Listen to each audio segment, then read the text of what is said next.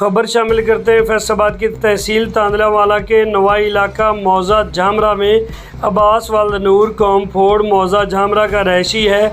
मौजा झामरा के कम उम्र बच्चों के लिए वबाल जान बन गया। जो बच्चा सामने आ जाए उसको हरासा करना उसका पेशा बन चुका है। बच्चों के वालिदैन परेशान। एक लड़के को पकड़कर उसने ज़्यादती करने की कोशिश की जिसका नाम वाजिद अली वालिद मुस्तफ़ा कौम विरट को शदीद ज़ख्मी कर दिया, जिसके कान, कमर और बाजू को पागलों की तरह काटा। साथ साथ ये कहता रहा कि मैं आपके बगैर जी नहीं सकता, मैं आपके बगैर मर जाऊंगा, मैं आपका पक्का आशिक हूँ। और मज़ीद तफसीलात जानते हैं वाजिद अली से। देखो, मेरा नाम वाजिद अली है। मैं वर्कशॉप का काम कर रहा। मेरी वर्कशॉप है अड्डा झामरा ते। वाक़या मेरे नाल ये होया है कि मैं बिलियट ते खड़ोता, बिलियट ते गेम वेंदा पिया। अब्बास वालिद नूर अहमद कौम फोड़ झामरा दा रहायशी है। वो आया, मेरी उस चुम्मी लई नाल बुंड तो मेरी तो हथ लाया।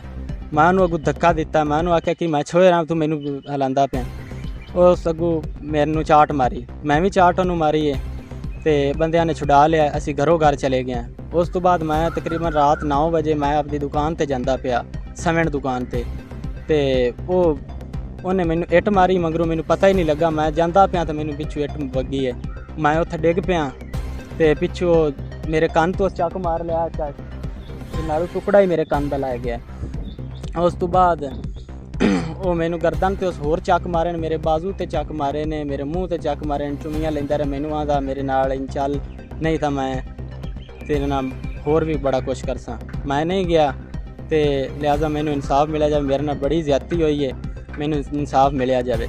वज़ीर आज़म ने मेरी दरखास्त है RPO नाल, SHO नाल, थाना कोर नाल कि मैनू इंसाफ मिलिया जाए, नहीं तो मैं आपदे आप नू खुदकुशी कर ली, आपदे आप नू मार दे। मैनू इंसाफ ना मिलिया तो प्लीज़ मैनू इंसाफ चाहिए, तो मैनू इंसाफ मिलना चाहिए।